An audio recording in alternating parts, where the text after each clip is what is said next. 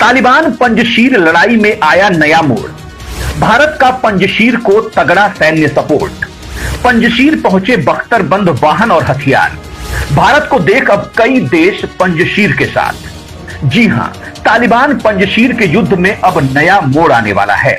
अब तक जो तालिबान दहशतगर्द देश पाकिस्तान के साथ मिलकर अकेले पड़े पंजशीर पर धावा बोलकर बल्लियां उछाल रहा था और तालिबान जैसी मूर्ख फौज के साथ पंजशीर पर धोखे से हमला कर खुद को बड़ा एयर स्ट्राइकर समझ रहा था, अब उसे भारत ने बड़ा सदमा दे दिया है। पहले भी भारत पंजशीर के साथ एक बड़ा कदम उठा चुका था जो बेहद सीक्रेट था, जिसे अब तक कोई भी देश समझ नहीं पाया था कि कुछ ही मिनट के लिए उड़े भयानक लड़ाकू विमानों ने तालिबान को कैसे भागने पर मजबूर कर दिया और आखिर ये वायुसेना किस देश की थी। लेकिन पंजशीर लगातार भारतीय वायुसेना को इस आपातकालीन मदद पर धन्यवाद दे रहा था। ऐसे में दुनिया ये जान चुकी थी कि भारत के विमानों ने ही पंजशीर के पक्ष में तालिबान पर ये एयर स्ट्राइक की थी। लेकिन भारत सिर्फ यहीं पर रुकने वाला नहीं है, बल्कि अब जो काम भारत में मोदी सरकार ने किया है उससे तालिबान पंजशीर की लड़ाई में दिलचस्प मोड़ आने वाला है। जी हां, भारत ने तजिकिस्तान के सपोर्ट से अफगानिस्तान में बड़ा खेल कर दिया है। वहीं तालिबान की रीढ़ तोड़ने के लिए भारत ने यूएनएससी में भी एक ऐसा एक्शन ले लिया है जिससे अफगान में तालिबान की सरकार ताश के पत्तों की तरह ढह जाएगी। यूं मान लीजिए कि तालिबान अब मोदी सरकार के तगड़े वाले भंवर में फंस चुका है और उसे अब तगड़ा सदमा झेलने के लिए तैयार रहना होगा। दोस्तों, हम आपको बताएंगे आखिर अचानक तालिबान को लेकर ऐसा क्या हो गया जिससे तालिबान पंजशीर लड़ाई में नया मोड़ आ गया। कैसे भारत ने आगे आकर पूरी कहानी को बदल दिया, वहीं कैसे भारत के हजारों हथियारों और सैन्य सामान पंजशीर की मदद के लिए पहुंच चुके हैं, ये सब आपको आगे बताएंगे, तो वीडियो पर बने रहिए। तालिबान पंजशीर के युद्ध में नया मोड़। अब इंडियन एयरफोर्स के निशाने पर तालिबान। पंजशीर को छोड़कर पूरे अफगानिस्तान में तालिबान का कब्जा है। तालिबान और पाकिस्तान ने साथ मिलकर अब पंजशीर पर हवाई हमला बोला। तब यह कहा जा रहा था कि पंजशीर पर तालिबान का कब्जा हो गया है और मोहम्मद सालेह और पंजशीर के शेर अहमद मसूद मैदान छोड़कर भाग चुके हैं, लेकिन ऐसा नहीं हुआ है। पंजशीर घाटी में रेजिस्टेंस फोर्स का नेतृत्व करने वाले अहमद मसूद अभी भी अफगानिस्तान में ही हैं और वो लगातार भारत के संपर्क में हैं। अहमद मसूद के तुर्की या किसी और देश भागने की अफवाहें झूठी हैं। मसूद अफगानिस्तान में ही किसी सुरक्षित ठिकाने पर मौजूद हैं।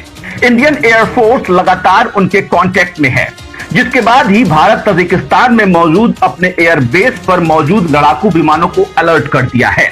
हालांकि पंजशीर के कुछ इलाकों पर तालिबान का कब्जा हो चुका है, लेकिन पूरे पंजशीर पर नहीं, इसलिए यहाँ पर कहानी अभी बाकी है और इसी कारण भारत पंजशीर की मदद करने के लिए नए कदम उठा रहा है। उधर भारत के इस मिशन में तजिकिस्तान भारत की बड़ी मदद कर रहा है। तजिकिस्तान लगातार भारत को इनपुट उपलब्ध करवा रहा है। इसके साथ भारत तालिबान पर एक्शन लेने की प्लानिंग बना रहा है। अब खबर है कि पंजशीर की मदद के लिए भारत की योजना के मुताबिक कई प्रकार के खतरनाक हथियार और बख्तरबंद वाहन पहुंचा दिए गए हैं, जिसके बाद अब पंजशीर के योद्धाओं में नई ताकत का संचार हो गया है। भारत और रूस में हुई थी पंजशीर को लेकर डील। अब पंजशीर के योद्धा होंगे नए हथियारों से लैस।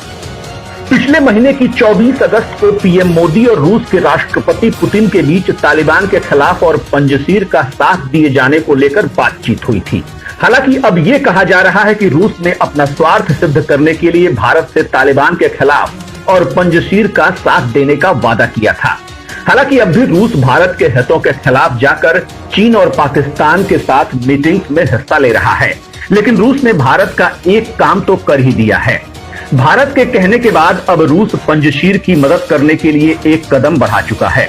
रूस ने ये कदम भारत को देख कर लिया है, क्योंकि भारत खुद भी पंजशीर का साथ देने के लिए तालिबान पर दूसरी एयर स्ट्राइक की तैयारी में है और इसको लेकर भारत सही मौके की तलाश कर रहा है।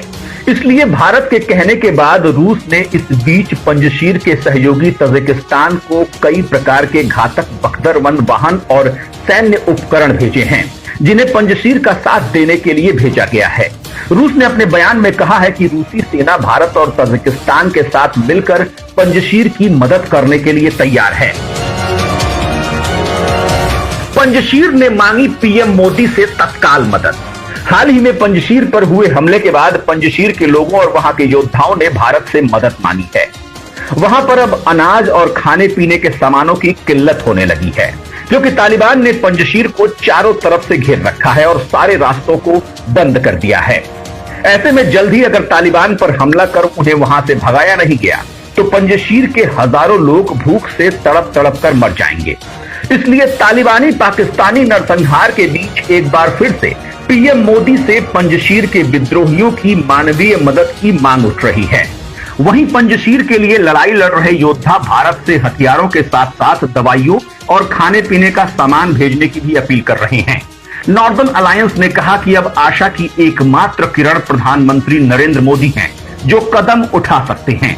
अब बताया जा रहा है कि भारत का तजाकिस्तान में एयरबेस है। ये पंजशीर से मात्र 1 घंटे की दूरी पर है। यहां से ही अब भारत पंजशीर की मदद और तालिबान पर एक्शन लेने की योजना बना रहा है। खैर दोस्तों, पंजशीर का साथ देने के लिए मोदी सरकार को किस तरह से काम करना चाहिए?